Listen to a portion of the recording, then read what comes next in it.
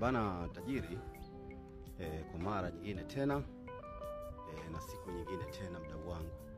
Bana hapa ni Mbagala Chamazi. Leo nakutangazia biashara hii hapa. Hii nyumba ni mpya kabisa mdau wangu.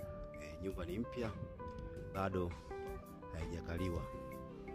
Bana hii nyumba naileta kwenu kwa thamani ya bei poa kabisa. Ni milioni 85. Bana hapa ni Mbagala Chamazi, mtaa wa kwa Mapemba. Mtaa wake umetulia kama unavyoona. Majirani wamepangilika vizuri kabisa mdau wangu. Na nyumba yetu ndio hii hapa, ambayo ina frame moja ya biashara. Frame yake ni hii hapa, hii ya blue.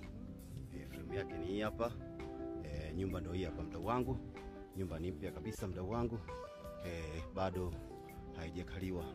Bei yake ni rahisi, milioni 85 pesa za Kitanzania. Mazungumzo yapo. Kwa hiyo mdau wangu, wala usiogope bei.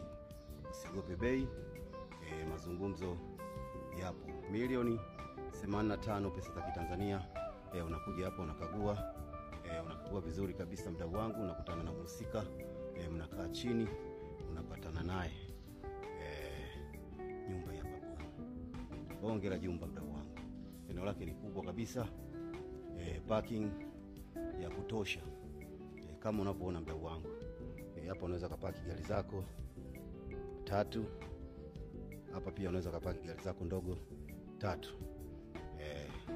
Kuja nizunguke nyumba upate kuona mdau wangu. Nyumba tayari ina umeme. Nyumba tayari ina maji kama unavyoona. Nyumba tayari ina umeme. Nyumba tayari ina maji. Nyumba imezunguka fence. Eneo lake ni kubwa kabisa. Ni square mita 500. Hiki hapa ni kibaraza cha kuingilia jikoni, na huku ni nyuma ambapo unaweza kufunga kamba zako za kuanikia nguo na kufanya mambo mengine madogo madogo. Eneo linatosha kabisa mdau wangu kama unavyoona. Nyumba imezunguka fence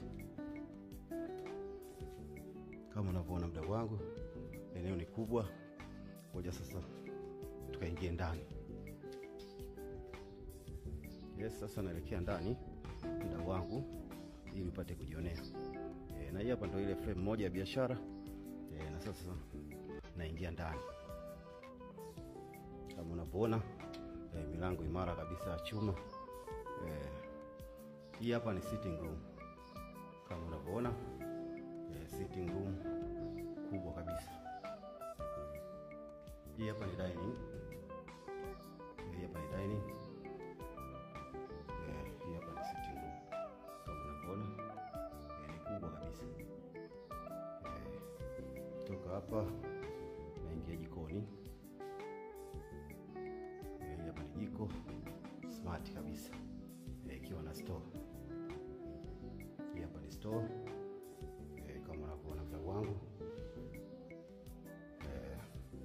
Bana hii nyumba imejengwa kwa ramani ya vyumba vitatu. Chumba chake cha kwanza hiki hapa ambacho ni single. Kija huko unakutana na public toilet. Hii hapa ni public toilet mdau wangu.